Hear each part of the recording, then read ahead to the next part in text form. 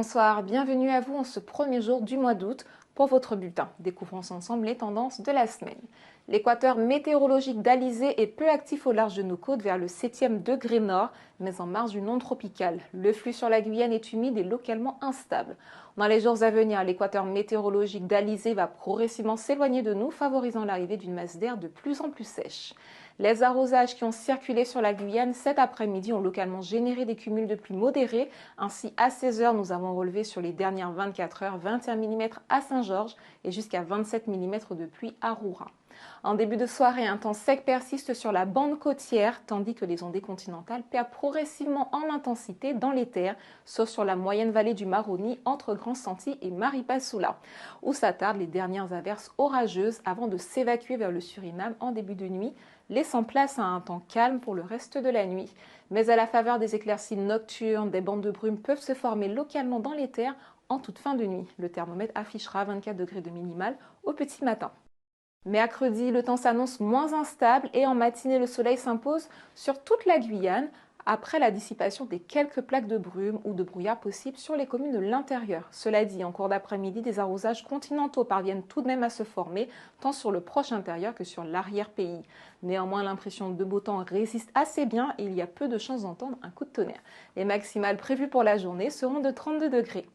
Poursuivons avec le vent qui se renforce un peu en journée sur la plaine côtière et souffle jusqu'à 30 km/h par endroit.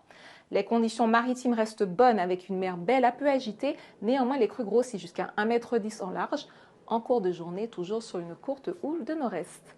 Passons aux horaires des marées aux îles du Salut. Alors sont attendues les marées basses à 11h17 et 23h30.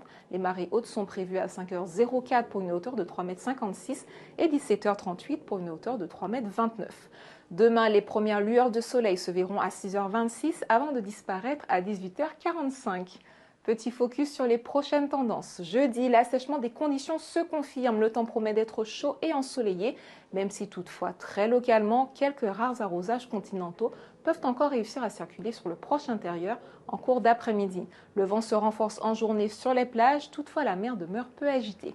La journée de vendredi s'annonce encore plus sèche et ensoleillée que la veille. Les quelques rares ondées continentales de l'après-midi pourraient rester cantonnées aux abords du lac de Petit-Saut.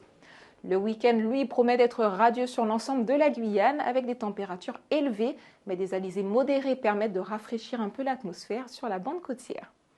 Selon les conditions météorologiques attendues et les modèles de prévision de la qualité de l'air, l'indice ATMO devrait être moyen sur les communes est et ouest guyanais et bon sur le reste du territoire, le polluant majoritaire étant l'ozone.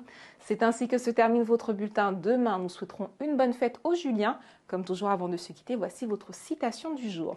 Pour un sage, le bonheur n'est pas d'avoir ce qu'il veut, mais c'est de vouloir ce qu'il a. C'est la fin de vos prévisions. Je vous souhaite de passer une très belle soirée sur La Première.